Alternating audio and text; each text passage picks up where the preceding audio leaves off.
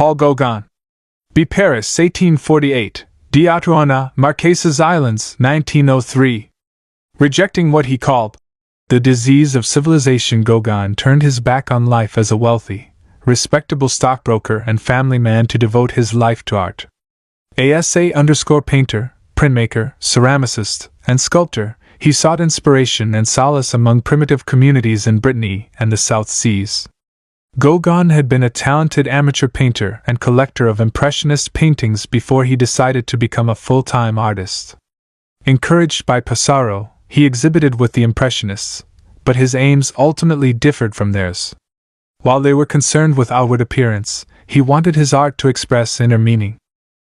Despite his self-belief, Gauguin suffered years of poverty and lack of recognition. His reputation was only established after his death, with a huge retrospective exhibition held in Paris in 1906.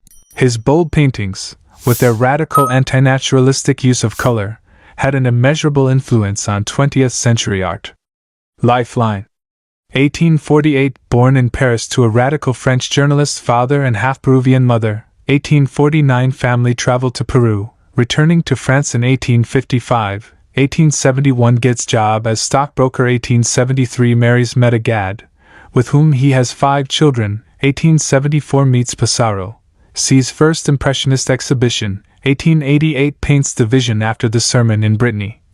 Stays with Van Gogh in Arles. 1891-93, first period in Tahiti. 1895-1901, second period in Tahiti. 1903, dies in Marquesas.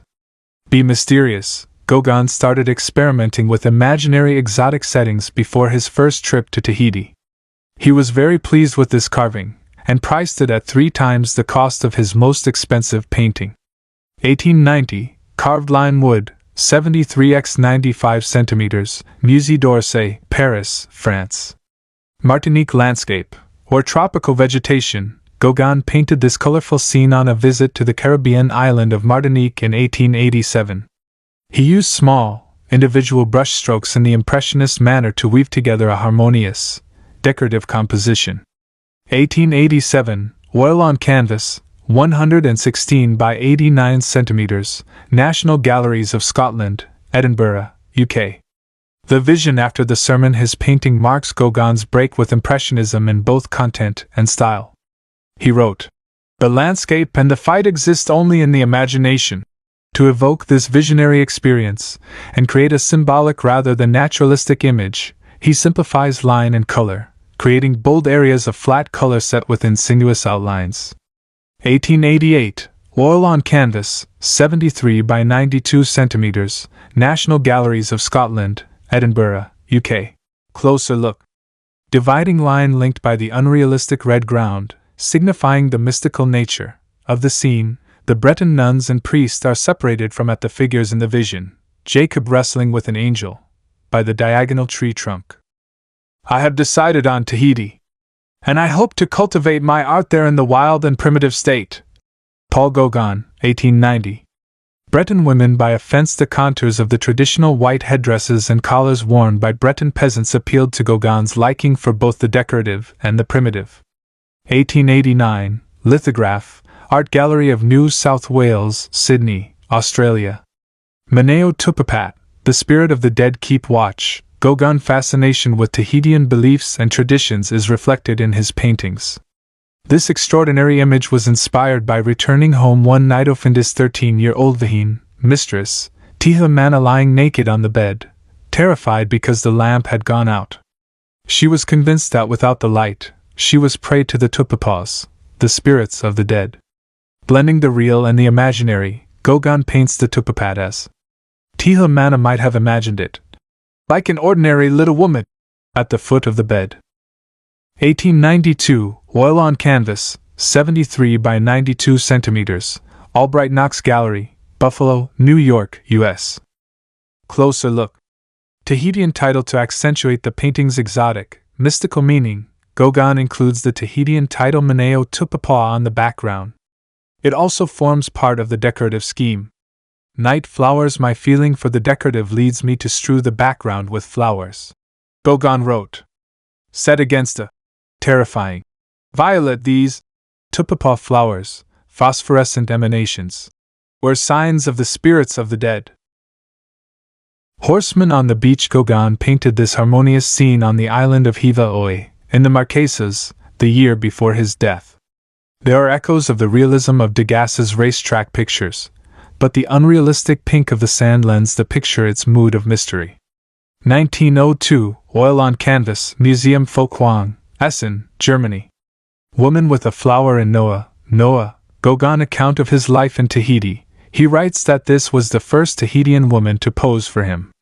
Painted soon after his arrival in 1891, the magnificent portrait shows the young woman wearing a high-collared Western dress, reflecting the modest style of clothing introduced by European missionaries.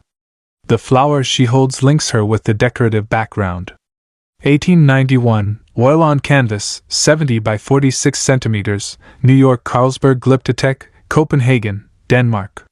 Vincent van Gogh. B. Zundert. Brabant 1853, De Overs Suroic 1890. The son of a Dutch pastor, Van Gogh worked for an art dealer, as a teacher, and as an evangelical preacher before devoting himself to art with the same zealous intensity that he had brought to his preaching. In a brief career lasting only about a decade, he created some 1,000 paintings. He evolved a strikingly original style, in which bold colors and forceful brushstrokes express intense emotions. One of the key figures of Post-impressionism, he had a huge influence on modern art. Vincent's arrival in Paris in 1886 triggered a turning point in his painting. Under the influence of Impressionism and Japanese prints, his dark pictures of peasants were replaced by the colorful paintings for which he is remembered. Van Gogh suffered severely from mental instability, and committed suicide at the age of 37. Lifeline. 1869 starts work at Goupil & Co., art dealers. Begins writing to Brother Theo. 1876 teaches and preaches in England. 1878-80 evangelist in Belgium. Begins drawing. 1880 resolves to be an artist. 1885 paints his most famous early work, The Potato Eaters. 1886 moves to Paris. 1888 in Arles, joined by Gauguin. Mutilates ear. 1889 enters Street Remy Asylum. 1890 shoots himself dead. Head of a peasant woman. This somber portrait of a Dutch peasant is one of a number of studies for Vincent's most famous early painting, The Potato Eaters. 1885, on canvas on millboard, 46.4 by 35.3 centimeters, National Galleries of Scotland, Edinburgh, UK. Well, my own work, I am risking my life for it and half my reason has gone. Vincent van Gogh, in his last letter to his brother Theo, 1890. The bedroom at Arles. This painting shows Van Gogh's bedroom at the Yellow House, which he rented in Arles. It was one of his favorite compositions, and he hoped it expressed absolute restfulness. He painted 3 versions of it. The first was made in 1888. Ash awaited Gauguin's arrival, while this is one of 2 copies made in St. Remy Asylum. 1889, Oil on Canvas, 73 by 91 centimeters, Art Institute of Chicago, U.S. Closer look. Color and contour. The influence of Japanese prints can be seen in the way Van Gogh encloses areas of flat color within bold outlines, as in this detail of the table leg. Unsettling perspective. Despite Van Gogh's aim for a restful effect, the painting looks distorted because of its exaggerated perspective. The converging lines of walls and floorboards seem to rush back into the painting's depth.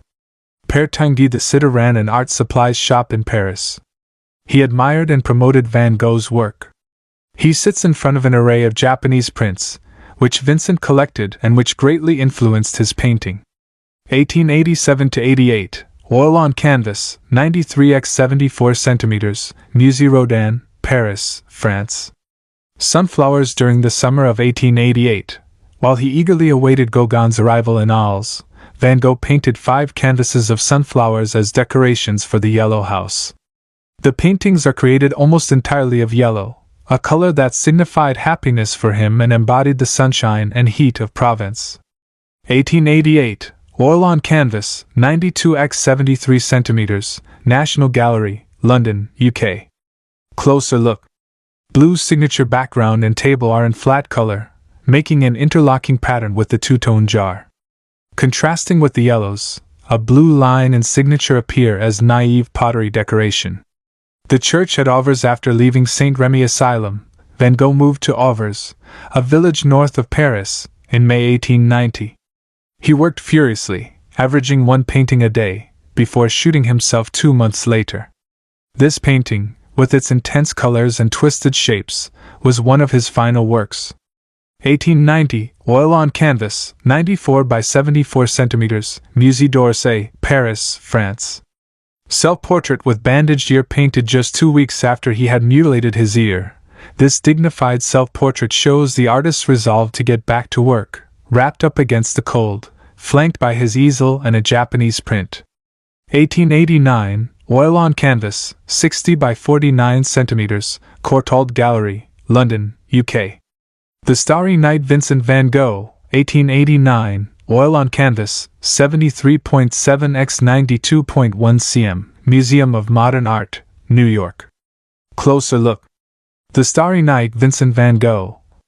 Stars explode like fireworks in a night sky that pulsates with wave-like energy, while the twisted silhouette of a cypress tree flames upwards from the landscape below. A mixture of observation, memory, and imagination, The Starry Night expresses Van Gogh's intense response to nature. The painting contains elements of the actual French Provençal landscape, but the village scene is an invention, with the church spire inspired by memories of Van Gogh's native Holland. It is one of several Starry Night pictures that Van Gogh painted. Composition. Despite the asymmetry of the composition and the busy arrangement of stars dotted over the surface, the painting has an ordered simplicity, which holds the frenetic energy in check and intensifies its impact. The layers of space, foreground, midground, and sky, which exist in depth in nature, appear vertically on the canvas as three areas.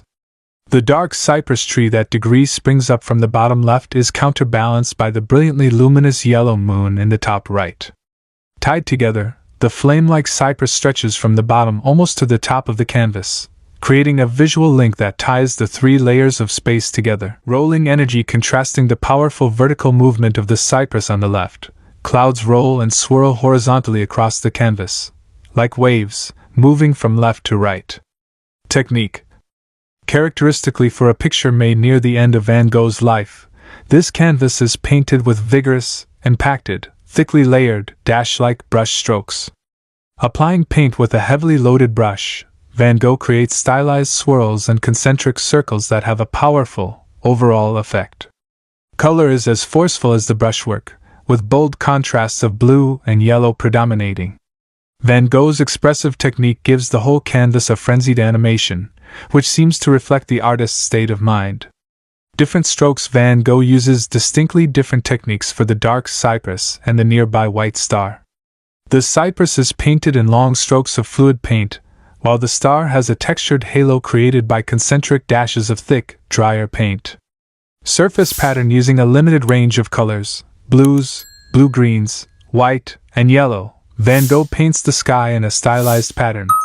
Individual dash-like brush strokes are repeated to form wave-like swirls and circles that give the painting its forceful energy, expressive impact, and pictorial unity.